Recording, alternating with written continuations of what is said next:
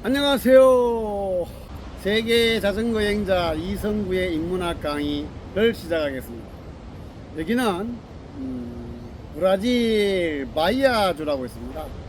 여기 이름은 이타카레라는 곳입니다. 악센트가 뒤에 있어서 이타카레 이렇게 말합니다. 여기에 지금 캠핑장이 아주 좋아서 여기가 지금 산 언덕이에요. 여기 바다가 뒤에 있고 여기에 지금 텐트 치고 한 일주일 넘게 지금 여기서 서핑을 배우고 있습니다. 오늘 강의는 한국의 그 한류 열풍에 대한 얘기고, 그 다음에 그것을 통해서 대중문화의 속성, 그리고 우리가 어떻게 해야 우리의 삶이 더 행복하고 보람된 삶을 살 수 있을까 라는 것에 대한 저의 개인적인 생각과 제가 알고 있는 지식, 그 다음에 한번 고민해 봐야 될 것, 이런 것 등등을 한번 얘기해 보는 시간이 되겠습니다. 저는 한국의 미래를 매우 긍정적으로 봅니다. 앞으로 아마 한국의 모든 발전은 지금도 세계인이 놀라지만 앞으로 더욱더 놀랄 것입니다.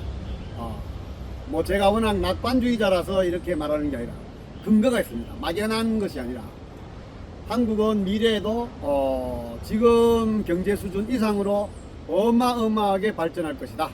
그러면 도대체 너는 무슨 근거로 한국이 미래에도 엄청나게 발전할 것 같냐? 근거를 한번 들어보겠습니다. 첫째, 디지털 시대의 대한민국은 세계에서 가장 선두 국가가 아닌가 싶어요. 제가 지금까지 한 55개국을 여행하면서 인터넷 속도 대한민국 최고입니다. 이거는 뭐 미국은 그 뉴욕 이런데 뭐 몇 군데 그 외에 뭐 안 됩니다. 한국은 그 워낙 넓은 땅덩어리니까 우리나라만큼 그렇게 시설을 할 수가 없고. 일본, 글쎄요, 제가 그 일본 가서 그 대마도 갔다가 이 대마도도 자전거 일주를 했거든요. 돌아오는데 그 대마도하고 부산 배 타고 오잖아요. 중간도 아니고 대마도를 떠나자마자 한국 휴대폰 신호가 잡히더라고요. 우리나라 게 SKT가 일본에서 대마도에서 조금 나오자마자 일본 거 안 잡힙니다. 우리나라는 지금 전 세계에서요 인터넷 속도 무조건 1입니다. 지금 여기에 뭐 브라질 인터넷 속도 환장합니다. 환장해. 영국 미쳐버립니다. 저 영국 있을 때 아주 그냥 인터넷 속도 느린 것 때문에 아주 돌아버리겠더라고요. 우리나라 인터넷 속도 대단하죠. 인터넷 속도뿐만 아닙니다. 뭐냐면 지금 제가 그동안 많은 나라를 다니면서 이렇게 뭐 관공서나 뭐 볼일을 보러 가잖아요. 회사에 이렇게 뭐 휴대폰 뭐 이렇게 문제 때문에 얘들 타자 치는 그 키보드 치는 걸 보면요 거의 한 절반 가까이는 독수리 탑법이에요. 그리고 인터넷 이렇게 뭐 이렇게 관련된 프로그램 다루는 거 이렇게 얘기하면 잘 모릅니다. 우리나라 지금 60대 70대 노인네들 중에서도 유튜브 제작하시는 분들도 많고 뭐 프로그램 잘 다루시고 하는 것들 보면 엄청납니다. 지금 우리나라 시골 가면 뭐 시골 동네 이름이 땡땡 정보화 마을이라고 있잖아요. 예?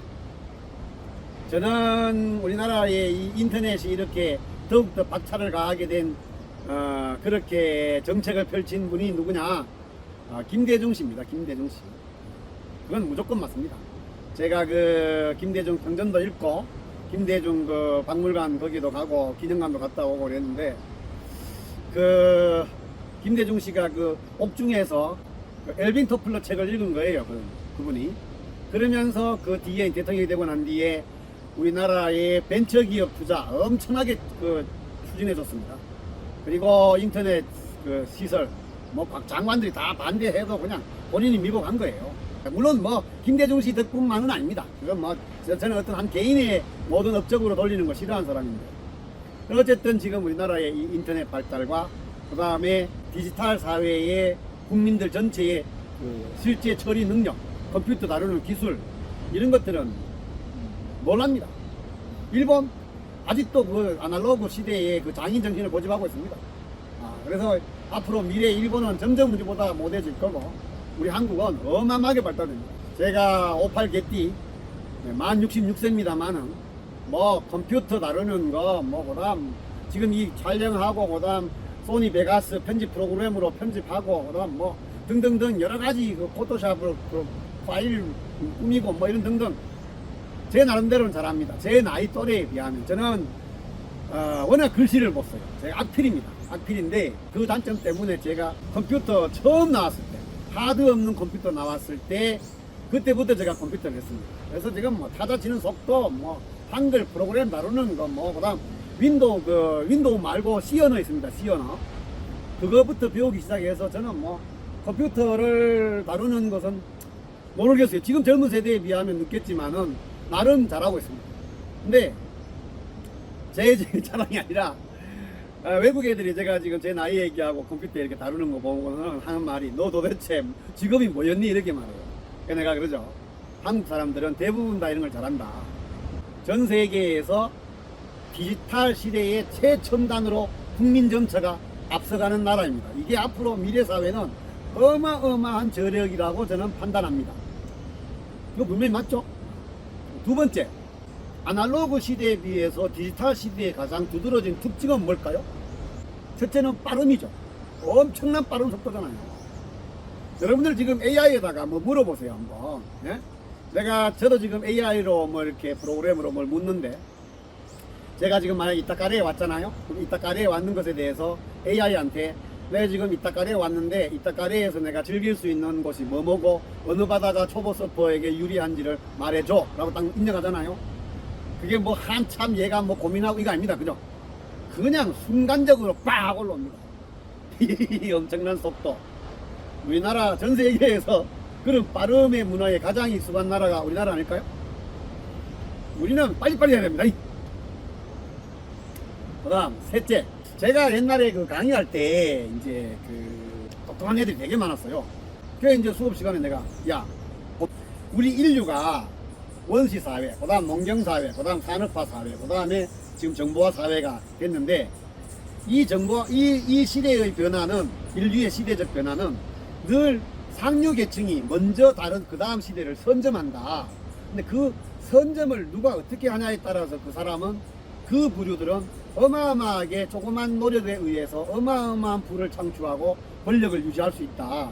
그러면 너희들이 이 정보화 사회 다음 시대에 뭐가 올지를 한번 예측해보면 대단히 좋지 않겠니? 한번 예측해볼 사람 이랬더니 뭐 애들 손들고 여러 가지 얘기하는데 한 놈이 그 녀석 진짜 좀 똑똑했거든요. 늘 수업 시간에 졸아요. 그러다가 뭐 이따 끔빡 일어나가 엉뚱한 얘기하고 다시 잤던 놈인데 거의 내가 보기엔 천재 같아요. 천재. 이 녀석이 한참 자더니 그래도 아마 자면서 이 새끼 내 수업 들었던 거야. 벌떡 일어나더니 앞으로 미래 사회는 엔터테인먼트 시대가 세계를 장악할 겁니다. 이러고 자더라고. 다시 자더라고. 물론 저도 이제 그거를 유도하기 위해서 이제 제가 그렇게 던진 질문이었는데 그걸 그 녀석이 딱 간파하고 그 대답을 할게 제가 와 속으로 저 새끼 뭐 저런 인간이 다 있나. 얄밉잖아요. 맨날 자고 뭐 수업도 뭐 성실하지도 않고. 근데 워낙 똑똑한 맞지 않습니까? 저는 맞는 것 같아요. 미래 사회는 대중문화를 장악하는 사회가 가장 선두주자가 될 가능성이 높다. 이건 이 산업은 어마어마하거든요. 지금 뭐 BTS, 블랙핑크 얘들이 거두는 우리나라의 그 총 수입 이거는 뭐 그냥 오프라인에서 생산하는 물건 그거 공장하고 비교하면 이건 한 개인이 몇몇 소수가 하는 일로서는 어마어마한 에너지 효과가 있거든요. 아마 이런 미래가 계속 된다면 그쪽으로도 굉장히 우리 이 미래 사회가 중심이 돼 가지 않겠냐, 그렇게 변모되지 않겠냐라는 예측이 가능하거든요. 근데 지금 세계 대중문화의 1위는 그건 무조건 미국입니다. 대중문화의 장악은 그건 미국의 장악에 의해서 이루어졌고, 그건 좀 이따 설명할게요. 그 다음 지금 세계에서 한국의 이 K-팝과 K-드라마의 어마어마한 전파력은 지금 이제 막 상승 중에 있는데 엄청납니다. 제가 지금까지 55개국을 다니면서 그 옛날, 그러니까 뭐 지금처럼 아예 그냥 세계 여행을 하는 이런 시기가 아니라 학원을 다른 운영자들한테 좀 맡겨놓고 한 달 정도 휴가를 만들어서 제가 여행할 때 한 20년 전, 15년 전 이때만 해도 뭐 유럽이든 어느 나라를 가든 한국 식당에 가면요, 현지에 있는 한국 식당 가면은 대다수가 한 7, 80%가 한국인이었어요. 현지인은 정말 별로 없었거든요. 뭐 많아봤자 한 10%, 거의 뭐 5% 미만일 수도 많았거든요. 지금요 완전 반대. 지금 뭐 멕시코나 여기 남미에 와서 뭐 콜롬비아, 그다음에 에콰도르, 여기 브라질 현지 식당 가잖아요. 8, 90%가 현지인입니다. 한국인들 되게 적어요. 그다음 태국 오지 마을에 갔는데 길을 잃어가지고 고민하고 있는데 휴대폰을 뭐 찾고 있는데 어떤 소녀애가 와가지고 한국 분이세요라고 한국말을 정확하게 말하더라고요. 그러다가 너 당신 어떻게 한국말을 이렇게 잘했더니 인터넷으로 배웠어요.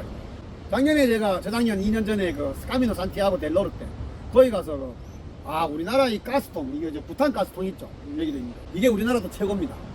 부탄 가스는 대한민국 최고입니다. 그 이유는 우리나라의 식문화 때문입니다.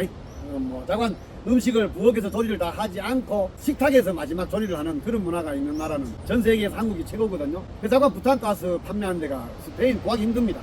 그래서 막 이거저기 헤매는데 어떤 또 한 20대 초반의 여자애가 와가지고 아주 친절하게 한국말로 내보고 어디로 가라고.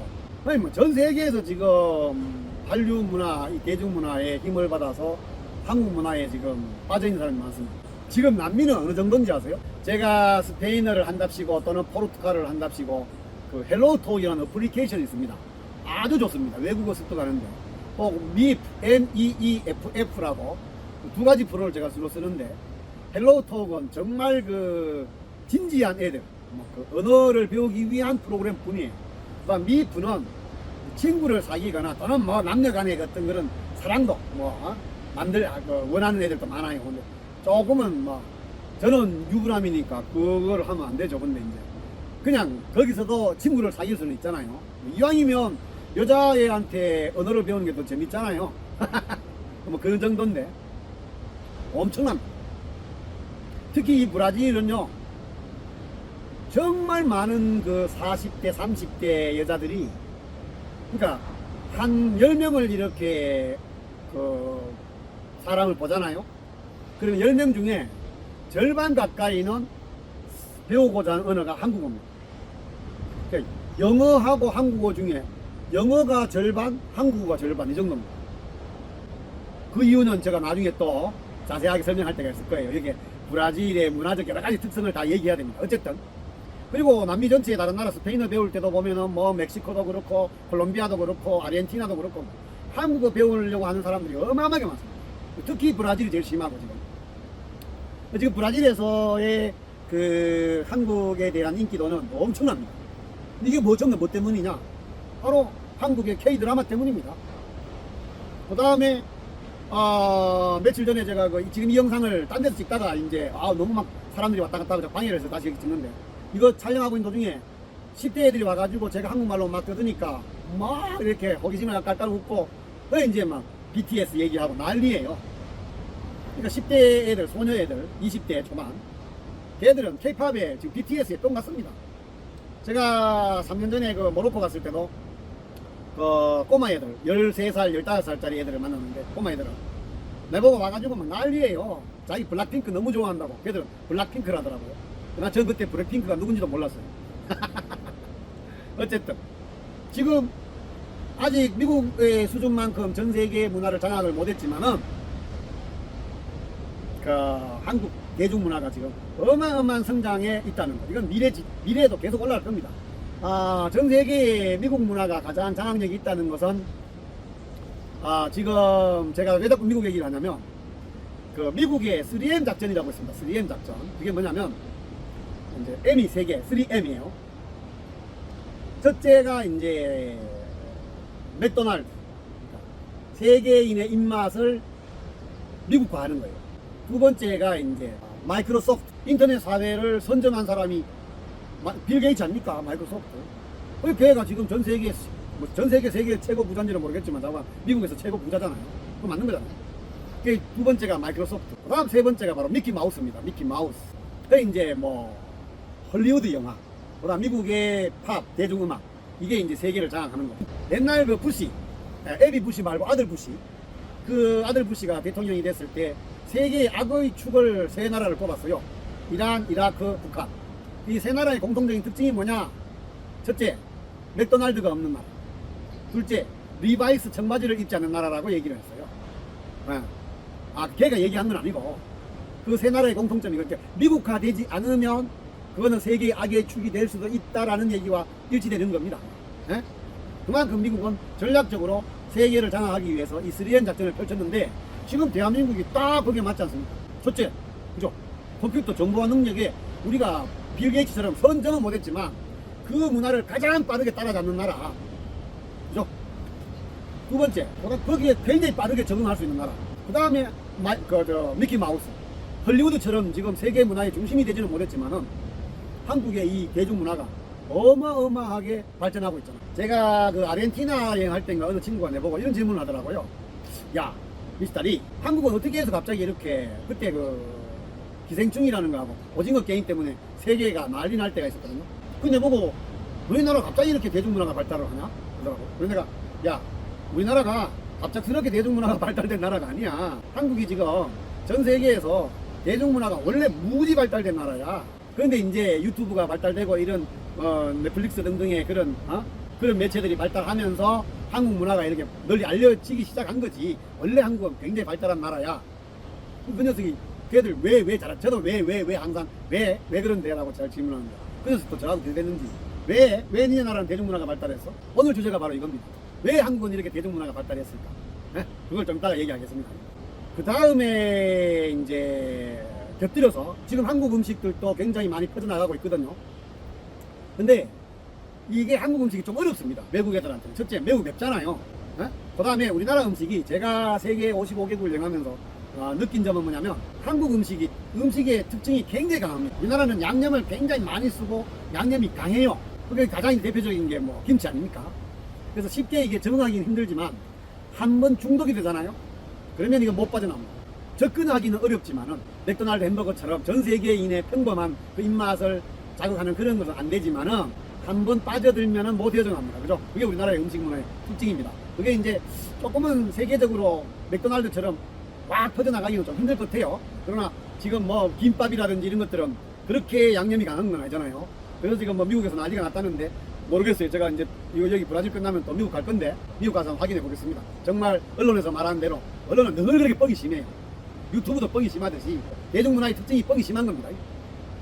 어쨌든 그런 한국 문화의 음식은 그런 특징이 있습니다. 그 다음에 제가 한국이 전 세계에서 앞으로도 어마어마한 발전의 속도를 늦추지 않을 거라는 근거는 뭐냐? 이거는 뭐 장점이라고 말하기는 조금은 문제가 있을 수도 있는데 전 세계에서 자본주의에 가장 집착하는 나라가 무조건 자유 경쟁의 치열한 경쟁 속에서 자본주의, 돈이 최고다라는 그런 이데올로기가 가장 잘 습득되어 있고 훈련되어 있는 나라, 대한민국 아닙니까? 저는 이게 앞으로 미래 사회에 한국이 갖고 있는 어마어마한 원동력이자 이건 한국 사회에 또 다른 큰 불행을 가져다주는 요소다 라고 생각하지만 지금은 제가 앞으로 미래 사회의 한국의 경제 수준이 어떻게 될까? 뭐 행복 관계없이 미래 사회의 우리나라의 경제 발전은 어느 정도일까라는 것에 대한 예측입니다. 앞으로는 지금 뭐 모든 전 세계가 그 신자유주의 이후에 지금 뭐 다 초경쟁 사회로 바뀌어가고 있습니다. 어쨌든 전 세계의 경제 발전의 원동력은 자유경제입니다. 그죠? 근데 이제 이것도 사실은 또 다른 주제가 될 수 있어요.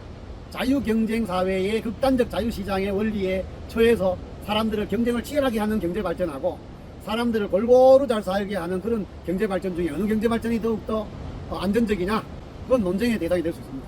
한국의 지독한 이 돈이 제일 중심이다. 모든 걸 경제적인 문제, 돈의 관점에서만 파악하는 그런 사고 체계가 한국의 미래에도 어마어마한 경제적 발전의 원동력이 될 수도 있다. 쉽게 말하면 돈에 환장한 사람이 부자 될 가능성하고 돈에 별로 관심이 없는 사람이 부자 될 가능성 중에 어느 쪽이 더 있냐? 돈에 환장한 사람이 더 부자 될 가능성이 높죠. 삶의 질을 떠나서. 그래서 한국은 그 조건에 의해서도 우리나라는 앞으로도 엄청나게 발전할 것 같다 하는 얘기입니다. 그 다음에 한국인들에 대한 호감도가 세계적으로 굉장히 좋습니다. 제가 지금 여기 남미를 3년째 지금 1년에 9개월씩 8개월씩 와가지고 다시 또 한국 돌아가고 이렇게 여행하고 있는데 지나가면 전부 다 나보고 뭐 치노 여기서 포르투갈어는 치네이스 이렇게 말합니다. 중국인이냐? 걔들은 일반적으로 자고한 동양인을 보면은 치네이스라고 말합니다. 뭐 그냥 일반화된 거예요. 아시아, 중국 이렇게 보거든요.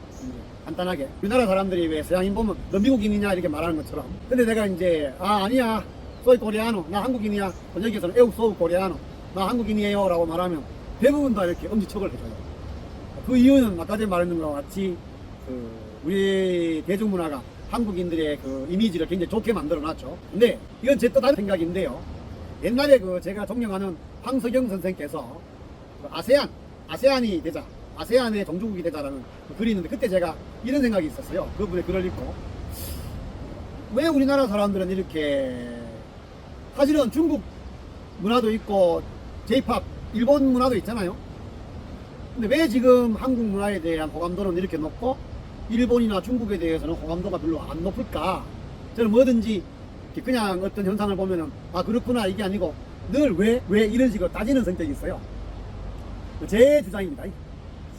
왜 한국은 전 세계인들이 호감도를 갖고 있는 나라가 되었냐? 여러분, 한국은요 다른 나라를 침략한 적이 한 번도 없는 나라입니다. 호전적인 국가가 아니에요. 중국 침략 많이 했잖아요. 뭐 우리나라도 들어오고 일본 그건 뭐 말할 것도 없죠. 그러니까 단 한 번도 외국을 침략해 본 적이 없는 평화를 사랑하는 나라. 그죠? 여러분들 영국 젠틀맨 아닙니다. 제가 영국에 있으면서 영국 애들의 그 호전적이고 야만적인 대단한 놈들입니다. 제가 영국에 있을 때 당한 수모 얘기하면 아마 아이고 이건 얘기 안 하겠습니다. 다만 독일 마찬가지입니다. 독일 애들 얼마나 사악한 놈들이 많은데요. 걔들 여전히 지금도 자기네들이 세계 최고의 종족이라고 마음속으로 깊이 타고 들어가면 다 있습니다. 오만합니다. 그러나 한국 착하잖아요. 한마디로. 그래서 이미지 좋죠. 다 갖춘 거예요, 우리나라는. 자, 그럼 제가 지금 이 말한 이 조건들이 앞으로 우리나라는 경제적 발전이 어마어마할 거다라는 낙관적인 전망을 하는데 근거가 될 수 있죠. 저도 정말 기쁩니다. 저 이거 지금 이런 생각들을 하면서 기분 좋죠. 저도 기분 좋습니다. 전들 왜 기분이 나쁘겠어요?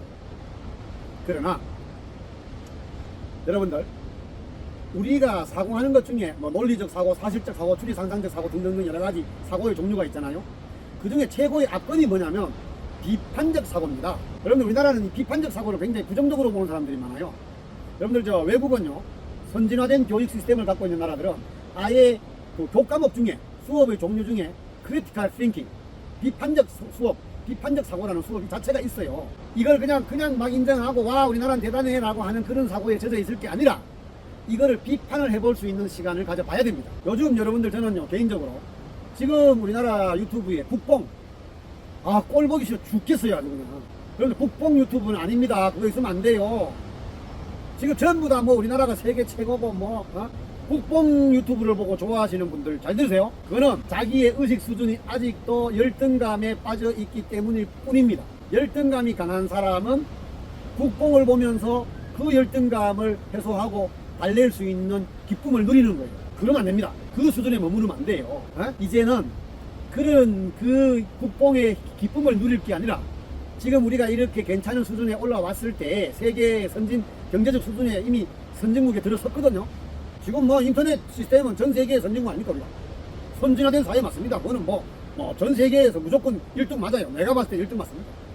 그럴 때 그냥 오만하게 우리 1등이야 라고 이거 외치고 있으면 안 됩니다. 여기에 문제점이 뭔지를 고민하고 비판을 해야 되죠. 그러면 지금부터 제가 이제 우리나라의 대중문화, 특히 이 한류 열풍을 갖고 있는 이 대중문화의 문제점을 한번 지적해 보겠습니다. 우리나라의 대중문화는 너무 지나치게 발달된 게 맞습니다. 아까 제가 외국애가 저한테 이제 왜 그렇게 너희 나라는 대중문화가 발달했니? 하고 했을 때 길게는 설명 못했지만 짧게 이런 얘기를 좀 했어요. 뭐냐면 자, 우리가 1년을 다 이제 끝내고 새해를 맞이한 날, 그죠? 이제 원래 같으면 2024년 12월 31일 밤, 이제 내일이 새해잖아요. 그러면 우리가 뭘 생각해야 됩니까? 개인적으로는 그냥 내년에 내가 해야 될 거, 미래에 대한 내 계획 이런 걸 생각하고 한 해를 반성하고 이런 거잖아요. 그러면 사회적으로는 뭘 해야 되냐? 2024년 한 해 동안 우리나라에 있었던 여러 가지 사건들, 그 다음에 거기에서 개인적인 어떤 희생을 통해서 또는 노력을 해서 사회를 발전시키는데 공을 이룬 사람들, 이런 사람들을 발굴해 가지고 상을 주고 이래야 되잖아요. 그건 당연한 거 아닙니까? 그죠? 우리나라 방송 3사, 레거시 미디어, KBS, SBS, MBC가 12월 31일 날 밤에 뭐합니까? 연예인들 상 주잖아요. 저도 어렸을 적에 철없을 때 그거 보면서 야 원래 대상은 누가 받는 거야, 이게 굉장히 중요한 주제였거든요. 지금도 그러고 있는 사람들 많아요. 그건 아니지 않습니까? 저는 그거 꼴 보기 싫어 죽겠어요. 여러분들 제가 또 이런 말 하면 아마 저를 아주 심하게 비판하는 사람들이 있을 것 같은데, 김연아 예를 한번 들어볼게요. 김연아가 우리 사회에 행복을 가져다 준 게 뭘까요? 물론 그 예쁘잖아요. 귀엽고 그 피겨 스케이팅 하는 그 모습 보면 저도 반합니다. 맞습니다. 그러나 실제적인 삶에서 우리들한테 진짜 행복을 준 걸까요? 제가 옛날에 그 김연아가 한창 인기가 있을 때 애들한테 그 말 했어요. 야, 니네들이 김연아를 지금 되게 좋아하지? 근데 실제적인 너희들 삶에 김연아는 그렇게 행복을 가져다 준 애가 아니냐? 그럼 이런 얘기했어요. 엄마하고 딸이 이제 TV를 소파에 앉아서 같이 본다 칩시다. 그럼 김연아가 막 멋진 그 퍼포먼스를 하고 그 수상대 올라서 막 금메달 따고 이렇게 할 때 우리 전부 박수 치잖아요. 엄마가 그걸 보다가 야, 쟤 참 대단하다 하고 옆에 딸이 뭐 하고 있어? 그거 보면서 야 하고 저 뭐 팝콘 먹으면서 우와 하고 있는 딸을 보면 야 이년아, 쟤는 저렇게 노력을 열심히 해서 대상도 타고 한국의 그 엄청난 그 영웅이 됐는데 너 도대체 뭐하니? 니 잘하는 게 뭐 있어? 걔는 불행하죠. 여러분들 제가 그때 그 말했어요. 김연아가 그때 뭐 자고 에어컨 광고인가 했어요. 그래서 에어컨 가격 올리는데 1조 안에 1뿐이야 라고 했더니 애들이 막 예 이러더라고요. 어쩌나요? 물론 연예인들도 그 분야에서 열심히 노력하고 하는 건 인정합니다. 그러나 그게 새해를 맞이하기 전날 밤에 방송 3사가 걔들한테만 집중해 가지고 상을 주는 것은 이건 잘못됐다 이겁니다. 여러분 이 원리가 뭔지 아세요? 왜 세계적으로 영화제가 그렇게 많고 뭐 칸 영화제, 뭐 헐리우드 아카데미 시상식 등등 이런 게 많냐? 이게 바로 대중문화의 안전판을 만드는 거예요. 스타 산업입니다. 스타 산업이라고 합니다. 그래서 세계적으로 유명한 스타를 만들어야 되죠. 그리고 그 상을 주고 뭐 아무리 내용이 별로고 뭐 좋지 않은 영화라도 걔들이 등장을 하면 기본적인 수입은 보장이 되잖아요. 그게 우리가 지금 함몰되어 있는 사회입니다. 특히 대한민국은. 여러분들 우리나라 식당 가면 전 그거 보면 참 실소를 금치 못하는데, 식당에 입구에 들어가면 연예인 사진 쫙 걸어놓은 집들 많아요. 아니 그 오류거든요. 연예인들이 뭐 입맛이 뭐 다른 일반인들보다 하고 뭐 비연예인들보다 미각이 아주 타고난 사람들이라는 건 아니잖아요. 오류입니다. 오류. 그러니까 연예인들이 다녀갔다고 해서 그 식당의 음식이 맛있다라는 논리는 원리적으로 안 맞죠. 여러분들 그 옛날에 그 다큐 영화가 하나 있었는데 트루맛 쇼라는 영화가 있었습니다. 트루먼 쇼가 아니라 트루맛 쇼. 그래가 우리나라 그 뭐 식당 가면은 막 TV에 나온지 뭐 MBC에 나온지 뭐 SBS에 방영된지 난리잖아요. 제가 그 집이 송파인데 남한산성에 가면 식당들이 쫙 있는데 전부 다 간판에다가 뭐 무슨 방송에 나온 집 쫙 있는데 어느 집이 이렇게 간판을 걸었더라고요. TV에 한 번도 안 나온 집 이렇게. 아마 주인이 화가 많이 났나 봐요. 저처럼 그런 쪽으로 비판적 사고를 하는 사람한테. 여러분들 대중문화의 속성은 뭡니까? 우리 대중문화의 속성부터 좀 정의를 하고, 대중문화의 특징은 딱 두 가지입니다. 조건. 대중문화의 조건은 두 가지입니다. 하나는 제일 중요한 게 상업성이에요. 자본의 논리가 들어가야 됩니다. 그 다음에 대중매체를 통해서 다중이 한꺼번에 다 볼 수 있는 문화가 돼야 됩니다. 그러니까 탈춤은 대중문화냐? 아닙니다. 그걸 민속문화라 해요. 그건 대중문화 아닙니다. 탈춤은 소규모 공연장에서 공연을 하는 거잖아요. 소극장 운동은 대중문화가 아닙니다. 제가 최근에 읽은 책 중에 하나가 두 권의 책이 있어요. 하나는 조지 오웰의 1984라는 동물농장으로 유명한 조지 오웰이 쓴 1984라는 책이 있어요. 그거 하고 그 다음에 얼덕스 헉슬리라는 사람이 쓴 멋진 신세계라는 책이 있어요.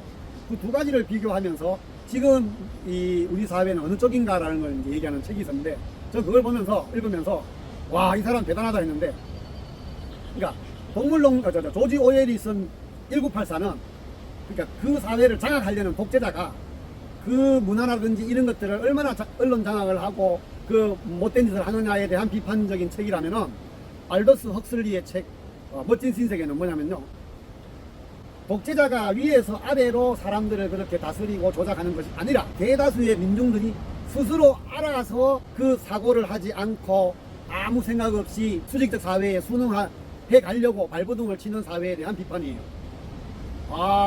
지금 우리는 그런 사회에 살고 있습니다. 제가 지금 이 대중문화를 이제 비판하는데 다른 얘기를 좀 할게요. 연결이 됩니다. 근데 이거 대중문화의 영웅주의, 그러니까 소수의 연예인들만이 세상의 영웅이 되는 이 사회에 대한 비판과 비슷한 게 하나 있습니다. 그게 뭐냐면 바로 스포츠입니다. 스포츠의 종류를 제가 이제 선진국형 스포츠와 후진국형 스포츠를 이제 얘기하려고 하는데, 그 우리나라 지금 이 영상을 보시는 분들 중에 여기에 해당되시는 분들은 한번 고민해 보십시오. 월드컵 있죠. 그다음 올림픽. 여기에 이제 열광을 하잖아요, 우리나라 사람들. 여러분들 2002년 그 월드컵 때 우리의 이 열광은 어마어마했습니다. 저도 그때 뭐 애들 그 같이 맹걸 열광을 했지만, 그게 이제 올림픽하고 월드컵이 끝나는 날 있죠. 끝나는 날. 해야지 가는 날. 결승전. 월드컵 결승전. 올림픽 폐막식 날. 그게 이제 그게 다 끝나고 나면 소파에서 리모컨 붙들고 이런 느낌이 드는 사람들 있죠. 아, 이제 무슨 재미로 사나? 이제 올림픽도 끝나고 월드컵도 끝났는데 무슨 재미로 살지? 그런 생각이 드시는 분들, 특히 오늘 제 강의를 좀 많이 고민해 보십시오. 저 개인 얘기를 좀 할게요. 저는 어릴 적 초, 중, 고, 그 다음 대학 시절, 군대까지 운동 문자도 몰랐어요. 왜냐면 제가 중학교 때 제가 중학교 2학년 때 그때 뭐 제가 아마 반에 무슨 임원이었나 봐요. 그래서 임원에 수련을 갔는데, 그 한여름 대학 끝에서 그 포항 근처에 있는 중학교 운동장에서 축구를 하다가 축구공에 정면으로 맞은 적이 있어요. 그래서 이제 병원 응급실에 실려갔는데, 그 이후로 제가 그 볼 포비아가 생겼습니다. 축구공만 보면 그 공포감을 느껴서 축구를 못했어요. 근데 우리나라 초중고 군대 전부 다 축구만 하잖아요.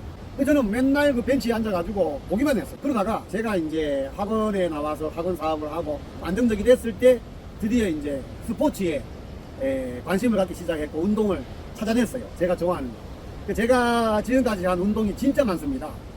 지금까지도 최고로 좋아하는 스포츠는 마지막으로 남는 건 딱 두 가지입니다. 봄, 여름, 가을까지 제일 즐겨하는 것은 산악자전거입니다. 뭐 저는 산악자전거 매니아입니다. 그다음 겨울에는 스키에 환장을 하고 있습니다. 지금 뭐 한 20년 가까이 스키를 타는데, 뭐 우리나라 레노라 하는 데몬스트레이터한테 강습을 5년 동안 받을 정도로 정말 스키의 매니아입니다. 제가 그동안 했던 스포츠를 쭉 나열하면은 좀 많습니다.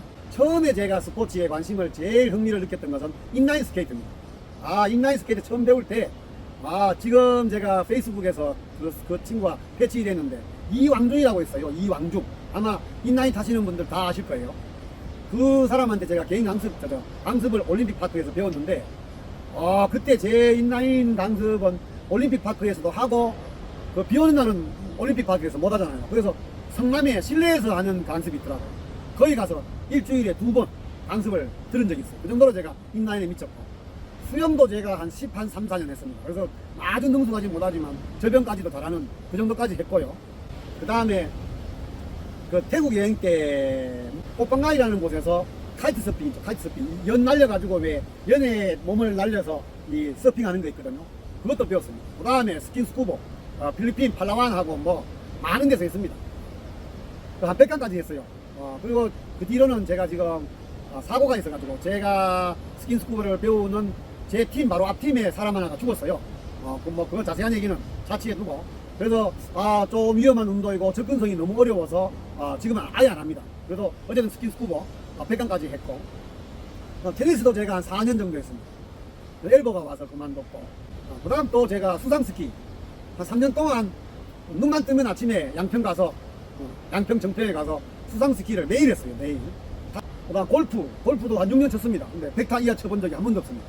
그래서 지금 골프는 내하고 안 맞는 스포츠다 라고 포기를 했고, 승마도 한 2달 동안 배웠습니다. 근데 뭐 제가 몽골 가서 승마를 한번 다시 또 시도해서 몽골 초원을 말을 타고 한번 질주하는 게 제 꿈이었는데 그건 아니더라고요. 몽골 승마 아닙니다.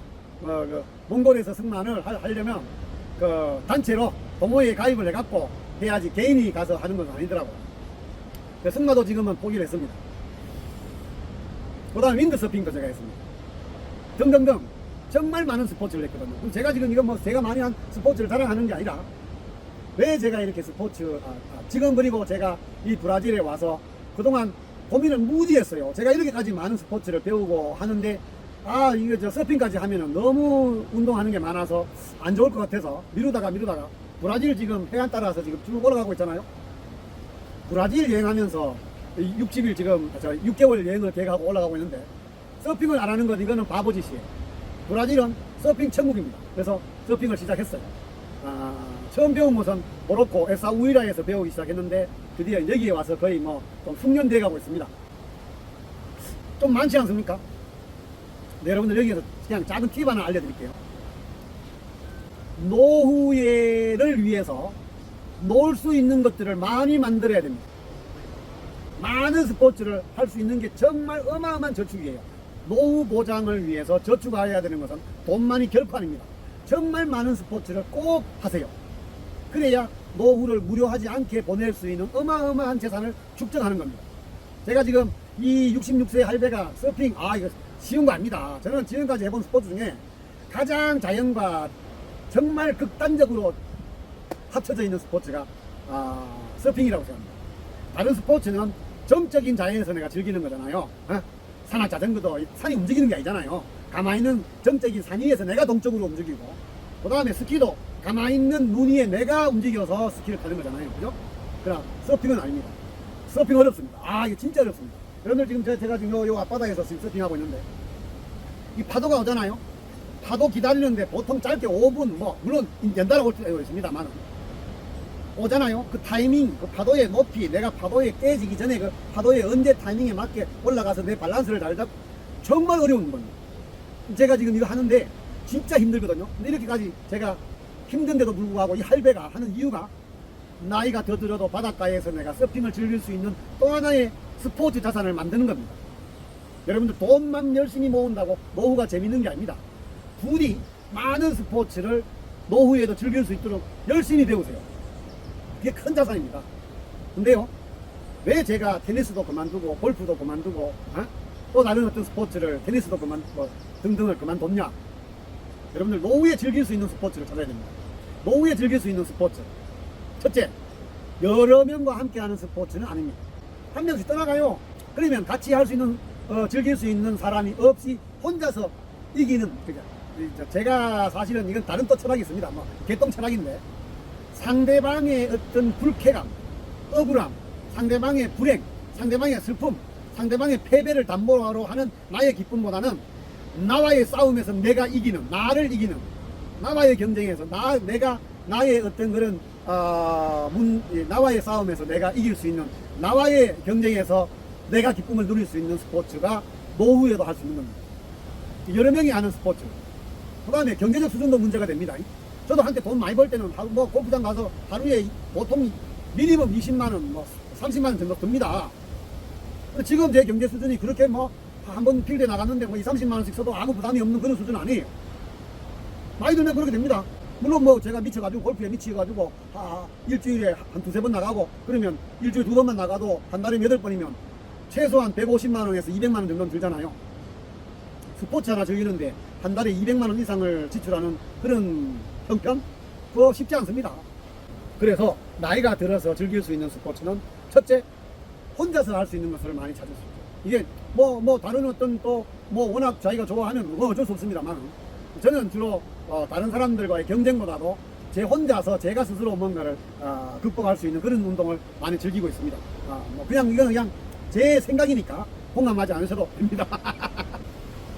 자, 근데 이제 본격적인 스포츠에 대한 얘기를 좀 할게요. 아까 제가 올림픽이나 월드컵이 끝났을 때, 이제 무슨 재미로 살지? 라는 그런 것에 대한 비판입니다. 스포츠가 발달된 나라의 두 가지 유형. 하나는 선진국형 스포츠하고 후진국형 스포츠로 저는 나눌 겁니다. 저는 그렇게 생각해요. 그럼 선진국형 스포츠는 뭐냐? 그게 바로 실행 스포츠가 발달된 나라입니다. 후진국형 스포츠는 뭐냐?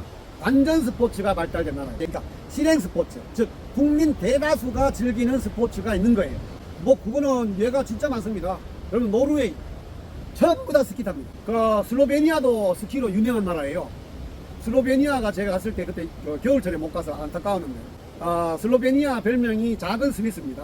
그 나라의 국민들 70%가 스키를 탑니다. 슬로베니아 장난 아닙니다. 풍경 진짜 예쁩니다. 그 다음에 스위스, 저는 자전거 끌고 유럽 여행을 할 때 스위스 시골 오지 마을에 갔더니 애들이 전부 다 동네 꼬마들이 다 그 아이스 하키 있죠. 그 스틱 들고 돌아다녀요. 노르웨이 시내 중심가 오슬로, 노르웨이의 오슬로 수도가 오슬로잖아요. 오슬로 중심가에 스키 점프대가 초대형으로 서 있습니다. 그건 뭐 그 누구나 가서 하는 겁니다. 그다음 네덜란드 있죠. 아, 네덜란드 애들 그 스케이트에 환장해 있습니다. 그러니까 네덜란드 국민들 중에 거의 대다수가 스케이트를 즐깁니다. 그래서 그 올림픽에서 그 메달을 스케이트 종목에서 네덜란드가 다 휩쓴 거예요. 그 다음에 혹시 이거 한번 맞춰보실래요? 지금 우리나라도 이제 대단히 잘하는 종목인데 전 국민이 배드민턴을 가장 즐기는 나라가 어딘지 혹시 아세요? 전 국민이 거의 뭐 한 절반 가까이 국민의 퍼센테이지가 아침이 되면 다 배드민턴 채 들고 돌아다니는 나라가 있습니다. 아마 아시는 분들 맞췄을 거예요. 타이완입니다. 대만입니다. 제가 대만도 여기가 타이베이면 요렇게 해서 제가 뺑 돌아서 타이루거라고 있습니다. 타이루거. 동해안 쪽을 따라서 타이루거까지 가고 타이루거에서 옥산이라고 있습니다. 그 히말라야 남쪽 가장 높은 산이 타이완에 있습니다. 타이완 옥산 그 정상까지 해발 한 3,300, 3,800인가 나가 되는데 거기 제가 자전거 올라갔어요. 그걸 넘었는데 그리고 저쪽 서해안으로 가서 이제 그러니까 쉽게 말하면 타이완이 이렇게 있으면 중간 옥산을 넘어서 한 바퀴 뺑 도는 거예요. 이렇게. 대만 사람들 배드민턴 엄청 칩니다. 아, 영국 어마어마합니다. 제가 영국은 정말 안 가본 데도 없을 정도로 10월 구석구석 다 다녔거든요. 여러분 영국의 가장 오지 스코틀랜드 뭐 웨일즈 할 것 없이 가장 그 영국의 오지 마을 동네 조그만 동네 가잖아요. 다 잔디밭 있고 거기에 클럽들 다 있습니다. 축구에 환장한 나라예요. 여기 브라질 엄청납니다. 여기 해변 나가잖아요. 애들 다 축구공 갖고 놉니다. 국민 전체가 축구를 즐기는 나라예요. 그리고 브라질의 국민 스포츠는 지금 제가 하고 있는 서핑입니다. 여러분들 전 세계 서핑 대회에 나가면 브라질 사람들이 거의 석권을 합니다.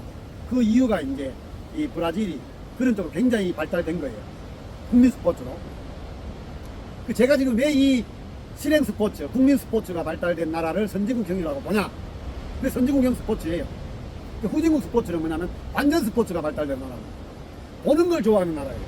제가 한번 옛날에 논술 강사할 때 제가 이제 뭐 대학 문제를 아이들한테 가르칠 때도 있지만 제가 문제를 만들어서 가르칠 때도 있습니다. 제가 만든 문제가 뭐였냐면 애들이 분석력을 유도하는 분석력 테스트 한 건데 저희 학원에 이제 처음 들어오면 그 시험을 보게 했습니다. 중등부 애들한테. 그게 이제 뭐였냐면 여러분들 다 물어보세요. 세계의 행복지수가 높은 나라 순위를 쫙 나열하고 올림픽 메달 순위 1등부터 쫙 이렇게 두 개 도표를 만들어 놓고는 실제 순위를 내놓고는 이 두 순위가 일치되지 않아요. 그러니까 세계 행복지수가 가장 높은 나라 순위하고 올림픽 금메달 순위 그 순위가 일치가 전혀 안 됩니다. 그리고 이 도표를 통하여 왜 올림픽 종목에서 메달이 많은 나라와 그 다음에 그 행복지수가 높은 나라의 순위는 일치되지 않는지에 대해서 뭐 다른 글 조금은 힌트를 주는 글이 하나 있어요. 그걸 주고는 이제 분석을 해봐라. 이제 또 다른 얘기를 조금 하면은 최근에 원래 이제 올림픽이 끝났잖아요. 근데 독특한 일이 하나 있습니다. 아주 독특한. 저는 그걸 보면서 굉장히 드디어 우리나라가 이제 스포츠 후진국에서 스포츠 선진국으로 들어서는구나 라고 얘기를 했는데 바로 신유빈이라는 애 이야기입니다. 탁구 선수. 걔가 왜 제가 이제 그걸 보고 드디어 우리나라가 이제 선진국형으로 스포츠에서도 선진국 문화가 들어서고 있구나라고 했냐면요. 옛날 우리나라 올림픽 그 시상식 때 보면은 우리나라 금메달 따면은 뭐 난리 나죠. 그건 당연한 거고. 이럴 경우가 많았어요. 옛날에는 3위를 한 나라의 선수는 막 동메달 따고 막 시상대에서 야 하고 기분 좋게 울고 있는데 은메달을 딴 한국 선수가 시상식에서 울고 있어요.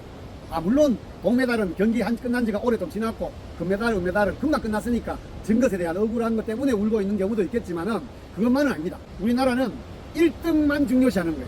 그게 과정을 즐기지 못하고 결과만 중요시하는 우리의 문화 때문인 거예요. 영웅중심주의의 스포츠의 후진국형 스포츠의 결과물입니다. 그게 바로. 이게 뭐냐면요. 아까 제가 말한 대만이나 브라질 여기 축구나 그다음 뭐 국민 대다수가 즐기는 그 스포츠 네덜란드의 스케이트를 다 타는데 그 중에 잘 타는 애를 뽑아가지고 선수로 내보낸 나라하고 우리나라는 그게 아니잖아요. 여러분들 저도 그 배명고등학교에서 교사직을 한 10년 가까이 했습니다. 교사로. 우리나라 운동부 애들 수업 어떻게 합니까? 다 면제해 주잖아요. 1교시, 2교시만 하고 그 다음에 3교시부터는 그냥 나가서 야구하게 하잖아요. 외국 그런 거 없습니다. 배명고등학교 야구부 애들 성적 정말 엉망이거든요. 걔들 무식합니다. 지금 그러다고 해서 제가 운동 스포츠 하는 애들이 무식하다는 게 아니라 공부를 안 해도 되는 거예요. 공부를 안 하니까 당연히 뭐 하루에 2시간만 수업 듣고 걔도 시험 치면 항상 시험 시간에 그냥 1만 따라락 긋고는 그냥 나가요. 그게 야구 선수들 애들입니다. 그리고 그 중에서 그 배명고등학교 애들 그리고는 뭐 야구 잘하면 연대, 고대, 뭐 중앙대, 한양대 엄청 났거든요. 외국에 그런 거 없습니다. 그리고 그렇게 집중해서 즉 국민 대다수가 즐기는 거 아니라 운동을 정말 잘하는 애들만 집중적으로 훈련시키는 거예요. 그죠? 그리고 걔를 이제 국가대표라고 발탁을 하죠. 그런 다음에 태능 올림픽 선수촌에 집어넣어가지고 국가가 나서 집중적으로 훈련을 시켜서 올림픽 금메달을 따게 하는 나라가 바로 후진국형 완전 스포츠가 발달된 나라의 스포츠 형태라 이겁니다. 국민 대다수가 그 스포츠로 인해서 행복하고 즐거운 게 아니라 몇몇 영웅의 아이들만 스포츠를 즐기고 그 스포츠 선수가 금메달을 따는 거예요. 근데 요번에 어릴 적부터 탁구에 아주 신동인 아이 하나가 과정을 즐기는 애가 나타난 거예요. 그러니까 걔는 행복한 거예요. 동메달을 땄지만. 맞나? 제가 지금 정확하게 안 맞. 제가 지금 올림픽 같은 데 별로 관심이 없는 사람이에요. 저는 완전 스포츠보다 내 실행 스포츠에 미쳐 있으니까요. 여러분들, 어느 스포츠가 발달돼야 그 국민이 더 행복할까요? 완전 스포츠일까요? 실행 스포츠일까요? 그 완전 스포츠가 후진국형 스포츠라는 것의 가장 대표적인 사례를 좀 들어볼게요. 지금 우리나라 권투 그렇게 관심 없죠. 옛날 우리 어렸을 적에 그 국민들 대다수가 가졌던 권투에 대한 관심도가 지금은 굉장히 낮아졌잖아요. 지금은 권투라는 종목이 그 헬스, 진짜 그 권투를 즐기기 위해서 취미생활로 권투하는 애들이 많이 증가될 정도로 지금 발전되어 가고 있는 것은 아주 바람직한 현상입니다. 근데 옛날 우리 어릴 적에 그게 아니었어요. 권투 실제로 하는 사람 거의 없었습니다. 그래서 정말 그 가난하고 굶주렸던 그 권투 선수 애들이 정말 그 체형상 플라이급, 정말 그 체중이 제일 낮은 거, 그다음 라이트급, 여기에서 우리나라가 많이 이겼네요. 권투는요, 후진국형의 나라에서 그 국민이 느끼는 어마어마한 후진국이라는 열등감을 한 방에 날릴 수 있는 최고의 스포츠가 바로 권투를 보는 겁니다. 이거 그냥 게임을 해가지고 이기는 게 아니고 상대방을 두드려 패서 이기는 거잖아요. 그 옛날 우리 어릴 적에 지금 이름도 기억이 잘 안 나는데 김덕구 그다음 김기수 그다음 이름 뭐죠? 자관 뭐죠? 자관 어마어마한 영웅이었습니다. 국민들 전체가 난리를 쳤었거든요. 약소국인 한국에서 권투 선수로 권투 시합을 해가지고 상대방을 피를 줄줄 나게 두드려 패갖고 이겼을 때 그 국민이 가지고 있는 열등감의 희열은, 열등감으로 인한 이 승리에 대한 희열은 어마어마할 거 아닙니까? 지금 필리핀이 딱 그 수준이에요. 제가 필리핀도 여행을 정말 북부에서부터 시작해서 남부 다바오까지 안 가본 섬이 없을 정도로 다 다녔거든요. 어느 날 필리핀 국민 전체가 사람이 길거리 없는 거예요. 오늘 웬일이야 그랬더니 그날 필리핀 선수 하나가 권투 시합을 하더라. 세계 챔피언전 시합을 하는 날인 거예요. 이겼어요. 그냥 그 동네 전체가 와 하는 소리를 듣고는 필리핀이 아직도 많이 후진국이나 느꼈습니다. 그게 옛날 저희들이 어렸을 적에 70년대, 80년대, 90년대까지의 일이었습니다. 그때 김일, 헤딩, 그건 어마어마했습니다. 어릴 적에 김일은 영웅이었습니다. 영웅. 그게 바로 후진국형 스포츠입니다. 지금 드디어 우리나라가 후진국형 완전 스포츠에서 내가 즐기는 실행 스포츠로 가고 있는 중입니다. 요게요, 아까 제가 낸 논술 문제 있죠. 그러니까 국민의 행복지수가 높은 나라는 실행 스포츠가 발달됐지 올림픽에는 관심도 없는 나라들이 많은 거예요. 여러분들, 올림픽이 자기네 나라에서 열리는데도 올림픽에 관심 없는 나라 많습니다. 미국이요, 월드컵이 미국에서 열린 적이 있었잖아요. 근데 국민들 대다수가 미국에서 월드컵을 하고 있는지도 모를 정도로 다른 스포츠를 즐기는 애들이 많았거든요. 이제 아까 제가 말한 대로 왜 월드컵이 끝나고 난 뒤에, 올림픽이 끝나고 난 뒤에 허무한지 이해됐어요? 내가 하는 게 아니잖아요. 내가 하는 게. 이게 대중문화에 발달된 나라의 국민의 삶과 일치됩니다. 여러분들, 제가 텔레비전을 전혀 안 보거든요. 저 지금 텔레비전 안 본 지가 물론 이따금 봅니다. 중요한 뉴스나 이럴 때. 틈새 얘기를 좀 하면요, 제가 요 근래 이제 제가 이 강의 준비를 위해서 뭔가 이렇게 옛날 강의했던 걸 한번 좀 읽어볼 때가 있어요. 제가 20년 전 교재, 제가 만든 교재에 어떤 글이 있냐면, 제가 쓴 모범 답안에 20년 전입니다. 지금 우리나라의 이 미디어는 앞으로 미래 사회에는 또 다른 어떤 매체 방식이 나타나서, 그때는 유튜브가 그렇게 지금처럼 어마어마한 인기를 끌지 않은 유튜브가 있는지도 모르는 시대예요. 근데 제가 뭐라 했냐면, 지금 이 방송이라는 이 매체가 앞으로 미래 사회에는 쌍방간 소통이 가능한 그러한 미디어 방식이 나타나서 지금 체제의 방송사들은 매우 심각한 위기에 봉착할 가능성이 매우 높아진다. 그 미래 사회에 우리는 대비해서 우리의 뭐 어쩌고 저쩌고 사고를 결정할 때가 왔다. 이런 글을 쓴 게 있더라고요. 제가 보고 깜짝 놀랐어요. 20년 전에 제가 유튜브의 인기를 예측한 거예요. 그럼 그때부터 유튜브를 시작했어야 됐는데 제가 이렇게 이론적으로는 잘하는데 실행은 잘 안 합니다. 야, 그때 했어요, 유튜브를. 근데 제가 지금도 유튜브의 알고리즘에 광고를 안 하거든요. 제가 지금 뭐 전혀 광고를 안 하고 있습니다. 지금 그래서 조회수가 뭐 엉망이거든요. 그래서 저는 그냥 묵묵히 할 겁니다. 근데 제가 지금 이거 뭐 산업적으로 이걸 발전시키고 그것도 뭐 해보면 하겠죠. 근데 거기에 대한 것을 하다 보면 제 이 여행이 너무나 엉망이 될 것 같아서 안 하고 있습니다. 조심스럽게. 근데 이제 내용이 좋잖아요. 아마 곧 이 대박이 날 거예요. 이 말도 안 되는 얘기입니다. 어쨌든 근데 지금 이 관전 스포츠에서 드디어 실행 스포츠로 변해가는 이 지점을 우리는 빨리 받아들여요. 이게 아까 전에 말한 지금 제가 이야기하고자 있는 우리의 대중문화의 발달과 딱 맞아 떨어지는 설명입니다. 제가 스키 매니아인데 제가 20년 전에 이제 스키를 처음 시작했는데 그때 스키복 하나가 전부 다 국산 없었습니다. 그때 뭐 중원무역인가 하고 뭐 몇몇 군데에서 스키복을 제작했지만 외국 브랜드하고 이게 비교가 안 돼가지고 다 많이 했는데 최근에 우리나라도 드디어 스키복이 지금 용평이나 뭐 하이원 이런 데 가면요 외국 브랜드 스키복 입는 사람들만큼 그 정도는 아닌데 어쨌든 한 30, 40% 정도 사람들이 드디어 우리나라의 스키복을 입기 시작합니다. 그게 바로 제가 그 회사, 그게 카브라는 회사인데 뭐 어떤 회사 이름을 말하는 건 제가 지금 광고 아닙니다. 저 그 회사 광고한 게 없어요. 카브 데몬스트레이터가 이제 제 스키 스승이 하나 있어요. 제가 그분한테 이제 스키를 데몬스트레이터한테 배웠습니다. 한번 배울 때마다 방송료가 장난이 아니었어요. 그분. 어쨌든 드디어 우리나라도 스키복이 정착되고 있습니다. 그만큼 우리도 드디어 스키가 대중화되기 시작했던 거예요. 이건 대단히 선진국형 스포츠로 가고 있다는 증거입니다. 그죠? 그런데 스포츠는 드디어 관전 스포츠에서 실행 스포츠로 이제 전개되어 가고 있어요. 그나마. 근데 아직도 이런 스포츠를 실행 스포츠를 하지 않고 관전 스포츠만 하는 분들이 많아요. 그 이유는 본인의 잘못 아닙니다. 좀 이따가 제가 대중문화의 그 발달과 연결시켜서 말씀드리는 뭐냐면 제가 아까 그 아르헨티나 애가 저한테 그럼 니네 나라 왜 그렇게 대중문화가 발달을 했니? 라고 질문을 했다잖아요. 그 대답이 이거였습니다. 우리 한국은 정말 경쟁이 심해. 그래서 국민 대다수가 며칠으로 일을 해야 돼. 그 어마어마한 경쟁에서 싸워 이기려면 하루 종일 일을 해야 돼. 저도 일 무지 했습니다. 제가요 학원 강의 한참 할 때 일주일에 수업을 최고 기록이 70시간이었습니다. 70시간. 제가 하루에 수업을 10시간씩 했던 사람이에요. 그것도 한두 명, 뭐, 10대 명 앉혀놓고 하는 수업이 아니었어요. 제가 좀 인기가 있었습니다.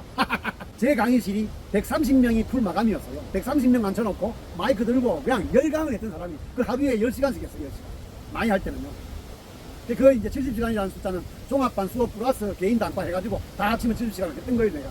미친 거 아닙니까? 그 70시간을 일주일 하루에 10시간씩 매일 수업을 한다는 건 이건 상상을 못할 일이잖아요. 그렇기 때문에 즐길 수 있는 게 없어요. 우리나라 대다수가 왜 실행 스포츠를 못하냐? 왜 대중문화가 발달됐냐? 내가 직접 무언가를 즐길 수 있는 게 없어요. 그럴 시간도 없고 모두가 미친 듯이 일을 해야 되는 이 엄청난 불행 속에 살고 있다 보니 완전 스포츠가 발달하고 대중문화가 극단적으로 발달한 사회입니다. 이게 대한민국의 비극입니다. 그죠? 여러분들 노후를 위해서 마련해야 되는 건 결코 돈만이 아닙니다.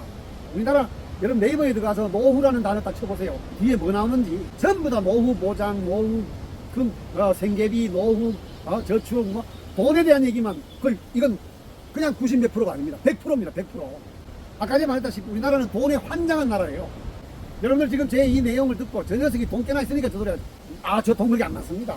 제가 지금 젊을 때부터 세계 여행을 위해서 어마어마하게 준비를 많이 했습니다. 지금 제가 한국어, 영어, 스페인어, 포르투갈어 4개 하고 있습니다. 포르투갈은 아직 미숙하지만 이것도 준비하고 그 다음에 여행의 경험 등등등 어마어마한 여러 가지 노하우 그 다음에 거기에 따른 내 가치관 그죠? 이거를 열심히 모았기 때문에 지금 자전거를 끌고 전 세계를 여행하고 있는 겁니다. 돈이 다가 아니에요. 근데 아까 전에 말했다시피 우리나라는 전부 다 국민 대다수가 돈에 환장을 하고 있기 때문에 모두가 돈 하고 실제 자기의 삶을 행복을 누리지 못하고 소파에 들어누워서 리모컨을 붙들고 있는 거예요. 지금은 아까 전에 말했다시피 TV가 아니죠. 지금 TV 끝났습니다. 여러분들 지금 레거시 미디어에 종사하시는 분들이 이걸 볼지는 모르겠지만, 지금 KBS, SBS, MBC, 얘들 거기에 일하시는 분들, 잘 생각하십시오. 지금 방송은 이미 끝났습니다. 게임 끝났어요. 지금 우리 집에 텔레비 안 켠 지가 지금 상당히 오래됐거든요. 우리 애들 텔레비 아무도 안 봅니다. 우리 손주는 걔 텔레비 안 봅니다. 지금 맨날 그 태블릿 그걸로 꼬마들 보는 그 유튜브 봅니다. 유튜브. 자, 그러면 이제 지금 이 실행 스포츠와 간전 스포츠, 영웅 중심주의의 스포츠를 그대로 대중문화에 옮기면 딱 맞습니다. 제가 텔레비전을 왜 안 보냐? 여기에 지금 이 브라질도 마찬가지입니다. 가정에서 TV를 가장 열심히 보고 좋아하는 사람들은 남성일까요? 여성일까요? 주로. 드라마에 환장하는 사람들은 남성일까요? 여성일까요? 거의 여성입니다. 물론 남자들 중에서도 드라마를 열심히 보는 사람들이 있긴 있더라고요. 저는 좀 이해가 안 되는데, 개인적으로. 뭐, 그 사람의 취미니까 뭐 존중해야 되겠지만, 사회 현상적으로 말하는 겁니다. 다 여자죠. 왜? 왜 여자들은 드라마를 많이 보려고 그러고, 왜 남자들은 뉴스나 스포츠를 많이 보려고 할까? 우리나라 드라마 대부분 다 비슷비슷하잖아요. 그죠? 특히 막장 드라마. 다 신데렐라 콤플렉스와 연결되잖아요. 그죠? 그냥 평범하고 가난한 어떤 한 예쁜 여자가 아침에 출근하다가 뭐 남자랑 부딪혔는데 서로 싸웠는데 출근하고 보니까 그 새끼가 그 회사의 팀장이고 그래서 서로 싸우다가 콩닥콩하고 사랑으로 돼가지고 나중에 결혼하고 해피엔딩. 이게 다잖아요. 아니면 맞짱 드라마 이상한 불륜 등등등. 전부 다 그 뭐 때문이에요? 그 이유는요, 자기가 사회적 중심 인물이 안 되기 때문입니다. 이거 브라질 마찬가지예요. 제가 왜 텔레비전을 안 봤냐? 물론 저는 대중문화에 대한 속성을 잘 알고 있는 사람이잖아요. 공부를 했잖아요. 여러분들, 지금 제 강의에 대해서 뭔가 이거 좀 이상한데? 라고 의문이 좀 들고 제가 지금 설명이 좀 부족하다고 느끼시는 분들은 정말 강추하는 책 하나 있습니다. 지금 대중문화에 익숙해져 있고 대중문화에 매몰되어 있는 분들은 제가 추천하는 이 책 꼭 보십시오. 제가 개인적으로 상당히 존경하는 전북대학교 신방과 교수, 지금 퇴직하셨나? 퇴직하셨을 거예요. 강준만 선생이라고 있습니다. 강준만. 그분이 쓴 명저가 있습니다. 명저. 대중문화의 겉과 속이라는 책이 있습니다. 아마 3편까지 나온 걸 제가 알고 있네요. 저는 3편은 봤나? 그건 기억이 안 나는데. 다만 1, 2편은 열심히 본 사람이에요. 3편까지 볼 필요는 별로 없는 것 같아요. 1편만 잘 보면 대중문화의 속성을 완벽하게 이해할 수 있습니다. 아주 정리를 잘한 책이에요. 추가적으로 제 딸이 이제 사춘기. 사춘기 무섭잖아요. 예? 북한이 못 내려온 이유가 중2 애들이 무서워서 못 내려온다는 말이 있듯이. 제가 며칠 전에 여기에 어느 가족이 프랑스 가족 애들이 왔더라고요. 그래서 대화를 하는데 딸이 하나가 싸가지가 진짜 없더라고요. 그래서 내가 AIS 아돌레센트, 내가 제 사춘기네 그랬더니 그 엄마 아빠가 쟤 때문에 힘들어 이러더라고요. 그 엄마가 왔는데 우리가 보자마자 하는 행동 보고 우리 셋이서 막 웃으니까 이 녀석이 지가 읽은 책을 그 탁자 위에 딱 내리치고 짜증을 빵 내고 가버리는 거예요. 내가 얘 사춘기는 역시 무섭다 이랬는데, 우리 큰딸이 사춘기가 좀 심했어요. 제가 어느 날 그 녀석 방에 저는 퇴근하면 항상 애들 방에 들어가서 애들 껴안고 아빠가 사랑해 하고 장난치고 이렇게 들어오고, 오늘 들어갔더니 이 녀석이 그냥 가만히 있으면 몰랐을 텐데 팔을 이렇게 감치는 거예요. 그래서 내가 이정영 너 왜 그래? 일로 와 뭔데? 그랬더니 아무것도 아니야! 아빠 이렇게 멈춰 안 놈이죠. 그래서 내가 팔을 떼봤더니 여기다가요, 지금 얘기하면 그 녀석 부끄러워 죽으려고 해요. 바늘로 손호영이라고 써놨더라고요. 손호영. 저는 그때 손호영이가 누군지도 몰랐어요. 그게 아마 걔들 뭐지 이름이? 그룹 이름이 모르겠다. 제가 유명한 그 당시에 그룹이에요. 아이돌. 나는 손호영을 모르잖아요. 그래서 내가 그 녀석을 붙들고 뭐라 했냐면, 나는 이제 걔가 지가 좋아하는 남자친구인 줄 알았어요. 그래서 내가 그래, 사랑하는 딸 아빠 다 이해하니까 호영이 우리 집에 한번 데리고 와. 아빠가 밥 한 끼 먹으면서 우리 같이 얘기하자. 그랬더니 이 녀석이 피죽피죽 웃더라고요. 엄마 아빠 다 이해해, 괜찮아. 호영이 우리 집에 데리고 와서 호영 어떤 인간인지 한번 보자. 우리 딸이 이렇게 마음을 빼앗은 놈이 누군지. 그랬더니 이 녀석이 막 웃음을 터뜨리길래 뭐지 하고 나중에 들어봤더니 이제 뭐죠 그룹 이름이? 손호영이 걔가 속한 그룹이? 그다음에 있어요. 그게 이제 제가 그날 제가 갖고 있는 그 대중문화의 겉과 속이라는 책이 있는데, 걔 우리 딸을 위해서 제가 이제 서점에 갔어요. 우리나라 대단합니다. 제가 집이 잠실 그 주변인데, 그 롯데 안에 옛날에 서점이 있었거든요. 세종서적이라고. 어마어마하게 큰 서적이 있는데, 그게 문을 닫았더라고요, 그때 당시에. 서점이 없는 거예요, 그 일요일이었는데. 그 어디까지 갔냐면 제가, 그래도 대학교 근방이니까 건국대학교 주변에 가면 있겠지 하고 차를 몰고 건대 옆에 갔어요. 여러분 건대협회 가면 지금 뭐가 많은지 아세요? 그때 지금은 엄청나죠. 그때만 해도 옛날이니까 그렇게 심하진 않았지만은 건대 주변에 갔더니 서점이 하나도 없고 전부 다 술집만 있더라고요. 여러분들 이거 대단한 문제 아닙니까 이거? 우리나라가 그만큼 놀이문화가 발달이 안 된 거예요. 어떻게 대학교 근처에 술집만 있습니까? 여러분들 우리나라 외국 애들이 가장 와서 젊은 애들이 가장 좋아하는 장소가 홍대잖아요. 신촌. 신촌이 뭐로 유명합니까? 대학가로 유명하잖아요. 근데 거기 가면 서점이 있는 곳이 아니고 술집만 있잖아요. 여러분들 이거 제가 또 다른 얘기 좀 하나 할까요? 우리나라가 대중문화에 얼마나 찌들어 있냐면요. 제가 개탄하는 게 하나 있습니다. 개탄. 제가 대학 다닐 때 대학 방송국장이었어요. 그 축제 때 행사를 해야 되잖아요. 예? 저는 그 행사 준비를 위해서 우리 애들, 내 후배 애들하고 밤을 새서 일을 했거든요. 우리 스스로가 뭔가 창의적인 프로그램을 만들기 위해서. 지금 대학교 축제의 제일 높은 예산이 뭔지 아세요? 연예인 부르는 겁니다. 연예인. 이거 미친 거 아니에요, 이거? 서울대학교도 마찬가지, 연대, 고대, 그렇게 똑똑한 놈들이 들어간 대학교가 축제 때 지네들 스스로가 뭔가를 아이디어를 만들고 창의적인 어떤 프로그램을 만들어서 지네들의 성숙한 문화, 그 사회의 대중문화에 벗어난 안티 대중문화를 이루고 그 스스로 창의적인 어떤 문화를 대학의 그 진리탐구의 장에서 정말 수준 높은 문화를 만들어내 가지고 사회를 선도해야 되는 그 대학의 축제가 인기 연예인 부르는 게 가장 훌륭한 축제라고 애들이 난리를 치고 있습니다. 이게 지금 지성의 전당에서 일어나는 일이에요. 물론 옛날 사람들이 어릴 때부터 철학만 공부했기 때문에 조지훈이가 16살 때 성부라는 시를 쓰고 유명한 사상가들이 어린 나이에 훌륭한 사상을 이루어냈지만 어떻게 대학의 축제에서 연예인들이 돈을 얼마나 줘가지고 최고 인기 연예인을 행사에 부르는 게 대학의 가장 큰 자랑거리니 이거는 아니다. 건대 주변에 가면요, 지금 홍대 주변, 연대 주변 가면 다 술집만 있습니다. 제가 영국에서 옥스포드와 캠브리지 대학, 그 시내 전체가 대학입니다. 아, 들어서는 순간 공부를 하고 싶어지더라고요. 여러분들, 같은 맥락입니다. 우리나라 사람들이요, 이렇게까지 대중문화에 미쳐 있습니다. 연예인에 미쳐 있습니다. 그러니까 놀 줄을 몰라요. 놀 줄을 모릅니다. 놀 줄을. 그 기껏 하는 게 미친 듯이 일하고 미친 듯이 마시고. 우리나라가 알코올 도수로 세계 양 말고 도수 높은 술을 가장 많이 마시는 나라. 그러니까 평균 도수요. 그게 세계 1위라는 통계가 있더라고요. 에? 전부 다 국민 대다수가 돈에 환장을 해갖고 워커홀릭이 되고 그 지친 몸을 건전한 놀이문화에 익숙하지 않고 그냥 퍼마셔 대고, 그리고 집에 와서 기껏 하는 게 이제 TV가 아니죠. 옛날에는 TV를 보는 거, 지금은 유튜브나 보면서 자기의 삶의 행복을 이끌어 나가는 이 문화 속에 지금 우리가 살고 있는 거예요. 그런 와중에서 대중문화가 어마어마하게 발달되어 간 것에 불과합니다.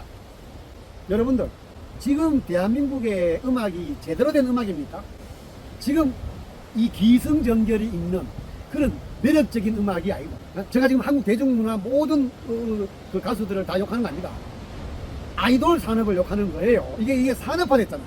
그러니까 제가 어렸을 적에 송창식이를 좋아해가지고 환장해가지고 송창식이 노래 나올 때마다 그냥 그걸 가사를 열심히 받아 적고 열심히 배워가지고 노래를 불렀던 그 세대의 자본의 이동은 소규모입니다. 산업성의 요소가 적었어요. 지금 BTS나 블랙핑크가 1년에 거두는 산업의 그 돈의 규모는 이거는 장난이 아닙니다. 산업화된 뮤직이에요. 모든 세상의 원리에 자본이 확 들어가잖아요. 그것은 무조건 타락합니다. 지금 유튜브 타락한 거 진짜 많습니다. 제가 유튜브를 하지만 최대한 자본의 논리에 빠져들지 않으려고 엄청 노력하거든요. 왜? 저는 타락하는 그런 유튜브가 되기 싫어요. 제 유튜브를 보고 사람들이 이상한 생각을 하고 이상한 세계로 빠져드는 것은 저는 권하지 않습니다. 저는 원하지 않아요. 자본의 이동이 어마어마한 이 산업화되어 버린 문화를 즐기는 한국의 대중문화, 그건 우리의 실제 삶과 동떨어져 있는 겁니다. 너무나 동떨어져 있는 겁니다. 그 다음에 그래서 그 문화를 즐기잖아요. 그러면 그 진정한 희열이 아닌 허무함만 남는 거예요. 제가 TV를 왜 안 봤냐? 제가 옛날에 한참 일할 때요, 봄, 여름, 가을까지는 산악자전거를 거의 매일 탔습니다. 아침에 눈 뜨자마자 자전거 끌고 분당 율동공원에 자전차를 세워놓고 산악자전거를 끌고 불곡산, 문영산, 맹산 산 3개를 탑니다. 그 어마어마한 에너지로 메탈리카 음악 들으면서 따다당당당당당 하면서 호 하고 막 미친듯이 타요. 산 3개를. 그리고 오후 2시에 학원 도착해가지고 강의 밤 10시까지 막 하고는 강의 준비, 그 다음 강의 10시까지 열심히 하고는 집에 도착하고 TV 볼 시간이 어디 있습니까? 겨울에는 아침 7시에 청호 현대백화점 앞에서 셔틀버스 타고 홍천 비발드 가서 3시간 빡세게 스키 타고 오후에 돌아와서 강의 빡세게 하고 저녁 집에 돌아가서 자고 TV 볼 시간이 어디 있어요? 내 삶이 그렇게 바쁘고 즐길 수 있는 게 너무 많은데 제가 지금 여기 브라질 와가지고 서핑 배우고 있잖아요. 어느 날 제가 며칠 전에 이 벨로 호리젠치라는 도시 있어요. 3번째 큰 도시입니다. 거기 갔는데 그날 뭐 비가 흑수같이 와가지고 숙소에서 아무것도 할 게 없더라고요. 그래서 우연하게 제가 뭐 핸드폰 게임을 하는 게 하나 있어요. 되게 심심할 때 하는 거예요. 그걸 하다 보니 하루 종일 그거 하게 되는 거예요. 여러분 핸드폰 게임에 빠져있는 분들 잘 들으세요. 끝나고 나면 어떤 기분 드세요? 이 추억의 기억이 남습니까? 똑같습니다. 아까 올림픽 종목, 올림픽 끝나고 월드컵 끝나고 난 뒤에 이제 무슨 재미로 살지 이거하고 똑같아요. 아무것도 안 남잖아요. 그러나 지금 제가 이건 누적적입니다. 여러분들 누적적인 내 실력이 쌓아가잖아요. 그래서 위로 훈련, 디스플린, 훈련이 필요한 그 쾌감이 수준이 높은 것은 훈련이 필요합니다. 제가 스키를 20년 동안 타면서 맨날 강습에 열중했던 이유가 바로 그 누적적인 실력의 상승입니다. 뿌듯해요. 끝나고 나면. 여기 지금 와가지고 지금 제가 서핑 배우고 있는데 하루 막 열심히 연습하고 나면 올 때 기분 진짜 좋습니다. 허무한 일도 없어요. 제가 아마 브라질 여행 끝날 때 가면 아마 한국 돌아가면 양양에서 어느 정도 서핑을 어느 정도 스페셜하게 탈 수 있을 것 같아요. 그러나 그날 벨로 호리젠치에서 하루 종일 오락을 했거든요. 그날 내가 뭐라 했는지 아세요? 혼자? 야, 이 병신 새끼야. 임마, 이 게임은 한국에서도 충분히 할 수 있어. 뭐 하려고 이거 하려고 네가 이 브라질 벨로 호리젠치에 와가지고 호텔방에서 하루 종일 이걸 하고 있니? 그날 비가 와고 아무것도 할 수도 없기 때문에 했음에도 불구하고 제가 그렇게 푸념을 했어요. 물론 지금 여러분들 우리나라 대중문화가 어마어마하게 발달된 거 기뻐할 일 맞습니다. 아까 제가 초반에 말했다시피 이거는 앞으로 우리가 세계의 경제적 수준에서 어마어마하게 상승될 수 있는 어마어마한 에너지의 힘의 원천 맞습니다. 그러나 중요한 것은 여러분들 개개인의 삶이 중요합니다. 네? 부디 그 대중문화의 드라마 속에서의 주인공의 행복에 내가 가슴을 도우면서 제 어떻게 하라고 그렇게 끝나고 나면 허무하게 네? 대부분 아줌마들이 드라마 종영되고 나면 이제 무슨 재미로 사나 그러잖아요. 부디 그러지 마시고 본인이 노년에도 즐길 수 있는 스포츠, 노년에도 즐길 수 있는 많은 취미생활을 훈련을 해가세요. 이게 대중문화가 발달되는 것과 관계없이 내 삶의 행복을 증진시키는 가장 중요한 에너지원입니다. 좀 많이 길었죠. 물론 중간에 나가신 분들도 많고 지금 제 유튜브 영상은 조회수가 그냥 정말 낮았습니다. 근데 제가 지금 이렇게 열심히 하는 이유가 유튜브 알고리즘에 연연하지 않습니다. 지금 제가 언젠가는 하겠습니다. 그것도 한번 제가 날짜를 잡아가지고 쇼츠 영상도 만들고 홍보도 하겠지만은 아직은 지금 1도 하고 싶은 마음이 없어요. 그냥 꾸준히 제가 해나갈 건데 지금 유튜브도 이게 아까 전에 말한 대중문화의 속성 중에 가장 중요한 두 가지는 상업성과 그 다음에 다수가 보는 대중성이거든요. 미디어 매체를 통한 이 복제의 가능성. 저는 대중문화의 속성을 워낙 잘 알고 이 대중문화의 악영향, 어마어마한 악영향이 있습니다. 여러분들 잘 들으세요. 지금 유튜브 쇼츠 영상을 제가 안 만드는 이유, 그 다음에 지금 이 영상을 보시는 분 중에 혹 쇼츠 영상에 빠져버린 분들, 저도 이따금 유튜브를 보다 보면 저절로 뜹니다 이게. 그래서 보다 보면 저도 모르게 빠져드는데 아주 중요한 얘기가 하나 있더라고요. 어느 의학자가, 정신의학자가 내 팔을 이게 조사를 쭉 칩을 꽂고 텍스트 매체, 책을 보는 활동, 뇌 활동하고 유튜브를 영상 매체를 보는 활동하고를 비교를 한 영상이 있더라고요. 전두엽인가 후두엽인가 전문 용어를 잘 모르겠는데 전두엽 맞을 거예요. 책을 보는 사람의 뇌 활동은 전두엽 부분이 굉장히 왕성하게 활동을 해요. 그러니까 뭔가 사고도 하고 추리도 하고 상상도 하는 그런 어마어마한 에너지가 여기에서 활동을 하는데 영상 매체를 멍하니 바라보고 있는 사람의 뇌에는 그 전두엽의 활동을 전혀 하지 않는 그 영상이 있더라고요. 그래서 쇼츠 영상을 많이 보고 그런 것만 집중해 버리면요, 우리 딸이 그런 말 하던데 치매에 걸릴 가능성이 굉장히 높대요. 그 다음에 어린 때부터 그런 영상 매체에만 익숙해져 가지고 뇌 활동이 된 애들은 쉽게 말하면 바보가 되는 거죠. 그러니까 TV가 바보 상자라는 말보다 이제는 유튜브가 확실한 바보 상자 맞습니다. 이제는 유튜브가 확실한 바보 상자입니다. 그래서 여러분들 지금 쇼츠보다도 이런 긴 영상을 많이 봐야 돼요. 제가 하는 강의 생각할 게 많잖아요. 제 강의가 옳든 그러든 간에 예? 홍보 좀 많이 해주세요. 부디 이 젊은 애들이 이런 영상을 좀 많이 볼 수 있도록. 자, 그러면 오늘 제가 이 브라질 이타카레라는 해변가에서 지금 텐트 앞에서 영상을 찍는데 긍정적인 면이 많습니다. 한국 문화의 장점을 최대한 수용하고 그것을 비판적 태도로 잘 이해한 다음에 자기의 삶에서 잘 무리먹여서 내 삶이 행복할 수 있도록 우리가 한번 가보자라는 게 오늘 저 강의의 주제입니다.